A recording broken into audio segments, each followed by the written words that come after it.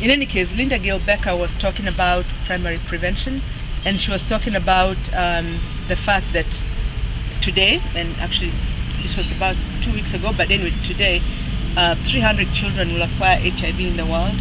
4,600 people will acquire HIV in the world. We're talking about big numbers. In Uganda, we have, our numbers as well. And so she talked about PrEP, and what she was talking about is PrEP for discordant couples. I know that the thinking about PrEP tends to be more around adolescents, about sex workers, but really PrEP is now being increasingly relevant for discordant couples, because if your wife is positive and you're negative, up until her viral load is suppressed, then there's a risk for transmission. And during that time, then the man can take PrEP. So, because sometimes people judge PrEP very quickly, and they say, "Oh, really? You're gonna have sex, or if you don't really what?" But it is true. Married people have sex. People have sex, and so it's just to recognize that PrEP has a lot of uses, including in the context of discordant couples, in marriage or if they're dating, whatever.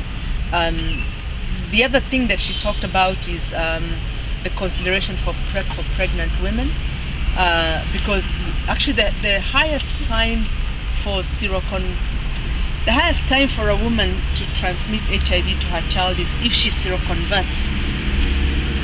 In other words, if she was negative, she got pregnant, she remains negative, and then maybe at the 6th month she seroconverts. She gets HIV. That's what I mean. And because you know how HIV works, it begins off when the virus attacks your body, it multiplies by 10 billion virions a day, just because it's trying to get you. It's not going to do that if it's just multiplying once or twice. So it just gets out. And so because of the high, very, very high viral load at that point, that it's called the acute phase, then it's likely that the baby will get it. There's just too much virus circulating in the body, in the body. So they are talking about PrEP for pregnant women because of that vulnerability.